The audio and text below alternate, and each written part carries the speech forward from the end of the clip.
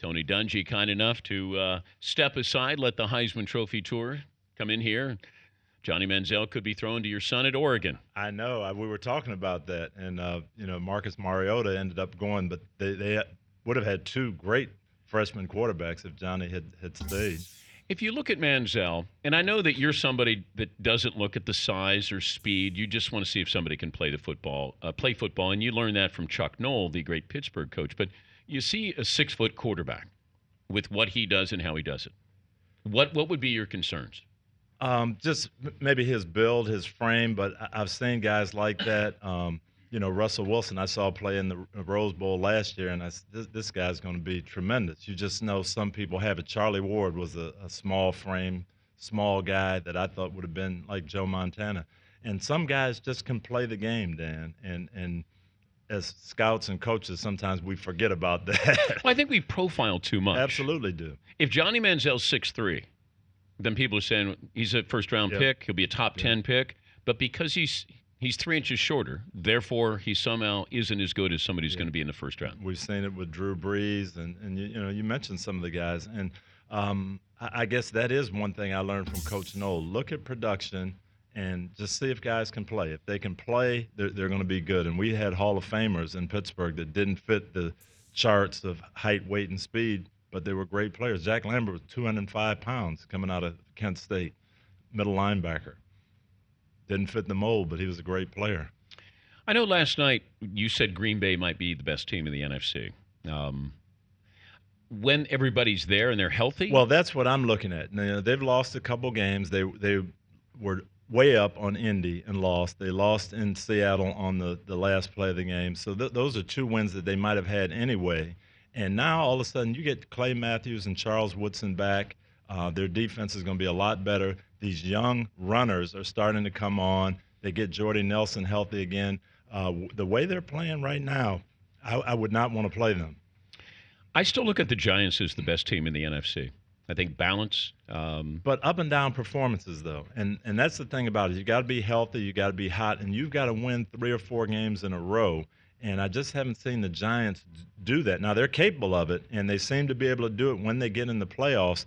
But, that game in Washington just didn't look like the Giants to me. I expected a little bit more 2 weeks ago.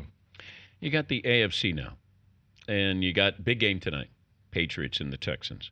They're both going to the playoffs. But if you're coaching in this game, if you're Belichick, if you're Kubiak, what do you want to show in a game? You want to win, but are you showing everything? You are, especially if you're Houston, because you want to win this game and take all the doubt out about where the game's going to be if you play again. And for them, it's more important. I think Brady, Belichick, those guys, hey, if we have to go to Houston, we'll go, and we played tough games on the road. But I think if you're Houston, it's important to say we can go up there and win, and you guys are going to have to come to us in January. Who's better? I think New England's a little better right now. I don't think Houston's healthy on defense. I look for New England to spread those guys out and throw the ball all over the place. I don't know if Houston can stop them. Now, Houston's going to move the ball and score points too, but I think that New England outscores them tonight. Denver without Willis McGahee concerns me, but I do think they're a very good team. I heard this quote: "If Peyton wasn't great, he would be considered annoying." Would you say that that's true with Peyton? Well, I would say there's some things that could be a little annoying even when he is great. But the annoying thing is that he wants to be perfect. He doesn't want to just be great. But give me a sense of how he would annoy you when he was with the Colts with you. Well, you can say it now, Let's, you're game planning, and you've gone all day with your coaching staff on Monday and half of Tuesday, and Tuesday afternoon he's got 25 things that we can run, and he knows will be touchdown plays. And you have to say, Peyton, they are great plays. They probably will be touchdowns. You could put them in like that. Everybody can. For the other 10 guys can't handle all those 25 new plays. But on Mondays for us, it was always a day to get everybody else going, the guys who didn't play. So, backup receivers, backup quarterback, Jim Sorgia, you get 20 plays to just get loose and run everybody. Peyton doesn't want anybody else to take the snaps. He wants to be out there. And, of course, when he's out there, Reggie, let's work on this. Marvin, let's throw this ball. We missed this ball on Sunday, and he just can't relax. Everything has to be, I've got to improve. I've got to be better. And it's good, but it can be annoying. Would he write down plays on paper and bring it to you? Oh, all the time. I mean, come in to the quarterback coach, offensive coordinator, into my office with a whole yellow legal pad of stuff that he's seen from watching, hours of film in his basement. Where does he rank among the best offensive minds you've been around? Smartest guy, most recall. Hey, 1999, this guy was the coordinator at Buffalo, and now he's there, and we ran this play. You got to look at it. I know this will work. He's just a phenomenal guy. Recall. He works at it. He studies. Smartest player I've ever been around. Could he be a coach? No, absolutely not. Why? Because he would expect that from everybody, and he doesn't realize everybody's not Peyton Manning. Everybody doesn't work that hard. Everybody can't be at that level all the time. It would frustrate him to death. Could he be an analyst? Yes, but again, you'd have kind of some of the same issues. We've got 30 seconds. We can't do 500 things. The Ravens have lost back-to-back games. If you're going to put your finger on things, now I know you got injuries, Suggs and Lewis, but what is the biggest problem you see with the Ravens right now? With good teams, and I went through it in Indy, the difference between being good and great is a couple critical plays at the right time, and you've just got to make those plays. And they've lost some playmakers, Suggs and Ray Lewis being out at different times. That hurts their defense. Their corners, you lose a great corner too, and it changes things. So defensively, they're not quite as good, but it's just having the confidence that you're going to make the play that wins the game. I still look at this team, and I thought Ray Rice was going to be the running back this year. I wonder sometimes why he doesn't have the ball in his hands more often. Well, I know he asked that last week when they lose a game and it's close and he doesn't get touches in the fourth quarter. Everybody's going through that. We talked about that with Atlanta on the show, where you've got Matt Ryan and you want to build it around him, and Julio Jones and Roddy White and Gonzalez, and we can put the ball in Matt's hands. But there are times when you do have to say, we've got to run the ball, we've got to pound it, we've got to give it to Ray Rice, and somehow we've got to let Ray win the game at times. Tony Dungy from Football Night in America joining us, and Ravens may be shaking things up sometime today or tomorrow. We talked about this with what happened with the Dallas Cowboys. You coached in Tampa, you coached in Indy, and you're around all these young kids. Friday night, they're going out drinking. But as a coach, why are you powerless with that? You can't have curfew on Friday night? Well, a lot of it is the NFL Players Association, the collective bargaining agreement, and there are some things. When I was a coach, I kind of ignored that, and I said, I'm going to go on the basis of conduct detrimental to the team. And I would tell our guys, every problem that happens with NFL players, it's after 1 o'clock in the morning, there's drugs or alcohol involved, there's a weapon involved, or there's somebody driving 20 miles over the speed limit. If you have one of those things that happen and you come to me and ask for the benefit of the doubt, you're not getting it.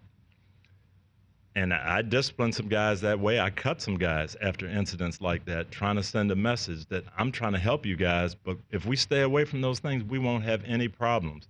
But you fight the Players Association, you fight the league rules, and they come back, they have grievances. You can't do this. You've got to follow protocol.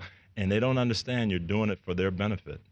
But could you say we're going to impose a 2-game suspension if you get arrested for DUI? You could, yeah. And I've done it and fought that. I've sat guys down. I've cut guys. But then what happens, they come back, and through the Players Association, they file a grievance. I was cut for unjust cause, or I was disciplined wrongly. So there's some issues that coaches have. But you have to say, you know what? On my team, that is performance related. And if you can't follow directions, you can't follow instructions, that's a reliability issue. So it is performance, and I'm going to do it anyway. And that's what you have to do. And you said that you would come in on Saturday morning, and you're saying to yourself, I just hope all my players are here. After Friday night, and they're going to be out. You have all your sources out there. Roll call. Yeah, you know that, hey, there's a big party. So-and-so's having a birthday party. This is going on here. This entertainer's in tonight, and a lot of guys are going. Did you have spies? You didn't have to have spies. People in the neighborhood would call you and say, "Hey, I saw your guys. I saw 10 of your guys at such and such a club," and that's what you just know what's going on. Your ears to the ground, and and you just say, "Man, there's a big event late Friday night. I hope our guys don't go. I hope they go home early. I hope we don't have an incident." And you're always concerned about that because this is not just NFL. Yeah. This is young people. Okay, it is young men and women, 21, 22-year-olds old. That's what's happening. They got money. They want to be out. It's their one night to go out. And even if they don't have money, they want to be out. That's it. And I have to say, I remember in college being 19 years old and getting dressed to go out at 1 o'clock. It doesn't make sense now. I would never do that now, but we did at that age. But what's the commissioner do? I think you have to get with the Players Association and say, you know what, we've got to change these rules. We've got to change the policy. Players Association, you've got to work with us. We have to have discipline action because if guys know I'm going to get docked money and I may be off the team, I may be suspended if I have one incident.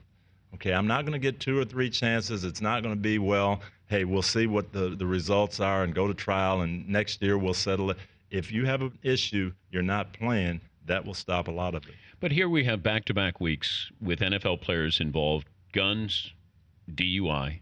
If you said what concerns you more with your players as a coach, what would it be? Well, to me, it's the alcohol because it's so prevalent and causes so many problems. But it's the same issues. Young people have these issues.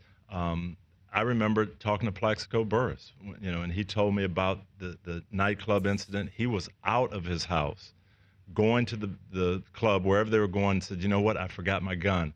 I better go back and get it. And that one decision changed 3 years of his life. And it's the same thing with alcohol. I know I'm going to be out, be smart about it, but, I'm going to go anyway. I'm not going to call the car service. I can handle it. I'll go. And one decision can ruin your whole life. And that's what you try to get across to these young men. It's not about image. It's not about any of that. One bad decision can ruin your whole life. But he goes back to get the gun to go to a club. What did he think would happen at the club where you have to be packing, Tony? That's the thing. They're going to put themselves in that situation. Well, do they think there's going to be a shootout? Just in case. I better be ready. Just in case. Great to see you. Always good to be in. Great week this week. Got 10 playoff teams that are playing each other in 5 different games. Look at you. Already looking ahead to next week. Fun weekend. I like that. Tony Dungy.